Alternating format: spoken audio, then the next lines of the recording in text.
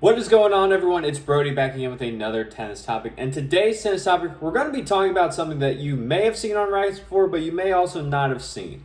Now, here I have written behind me is L1, L2, L3, L4, L5, and the list could go on. And if you've seen this on a tennis racket before, you're probably like, what in the world does that mean? So, biggest and easiest way to explain what that means is that it's just, especially if you're outside of the US, an easier way to talk about this one specific thing that all tennis rackets have.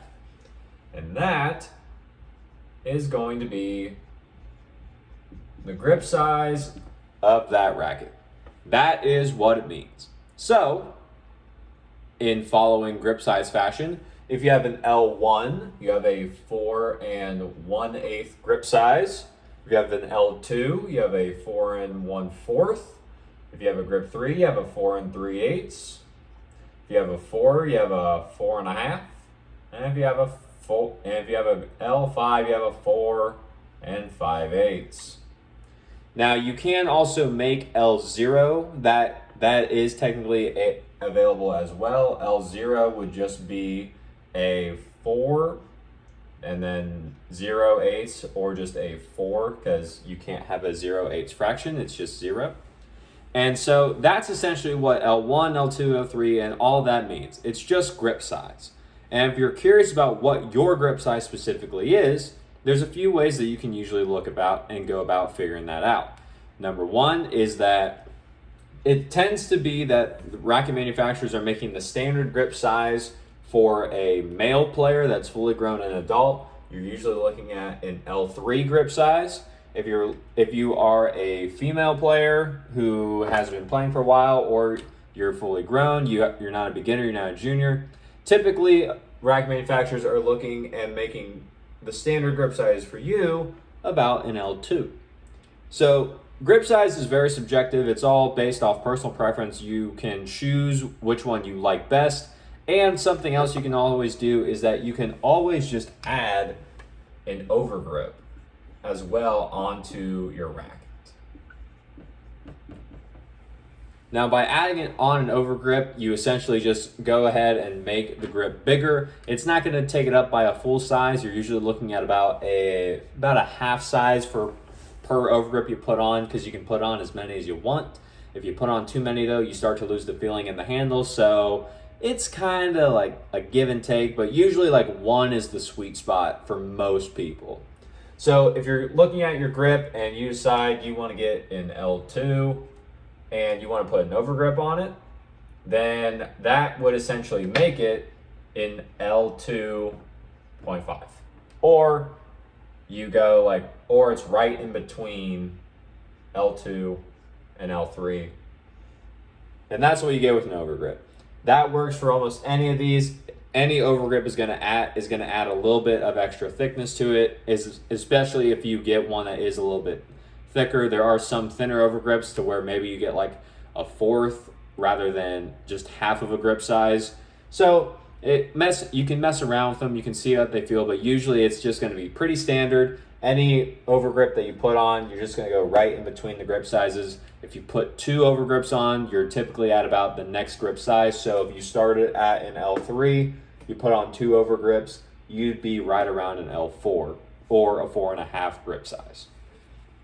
That's really the biggest things with that. I will always say that if you are wondering what grip size you should be using and you haven't been able to really test a few different ones, or say that you've been able to test 2 and let's just say you were in between an L4 and an L3, those are the 2 you're trying to decide between. In my opinion, best way to go about that is to always go mainly for the smaller grip size that feels comfortable in your hand.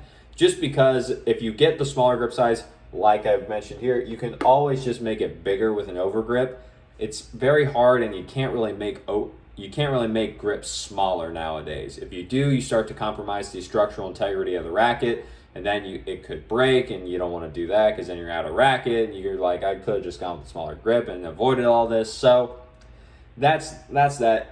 Get the smallest grip size that feels as comfortable to you. Of course, we always want to make sure that we have the correct grip size that works best for our hand. But if you're stuck between 2, I would say to err on the side of caution, go a little bit lower, and then if you need to, put an overgrip on it. That way it's going to be a little bit easier for you to adjust, as well as you can always mix around different types of overgrips rather than having to try and see how much you can shave down the size of your base grip or just get rid of some thickness in that if you go with the bigger grip.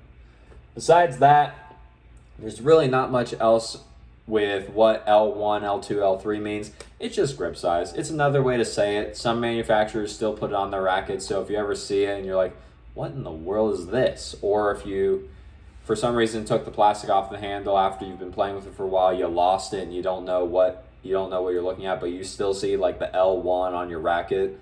It's just grip size. It's nothing too crazy, nothing to get worked up about. So if you've ever seen it and you're just like, what is this? Now you know.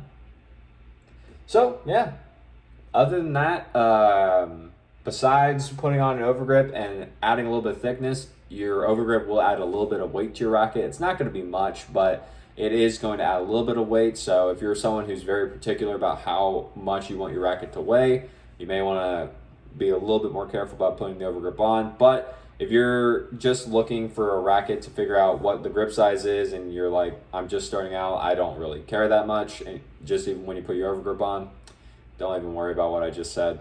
That's just for some people who are at the level to where they're customizing their racket to an extreme amount, and they are like, I want it to be this specific amount of weight all the time. And then it's like, then you can start getting into the weight of overgrips and the weight of string and the weight of everything.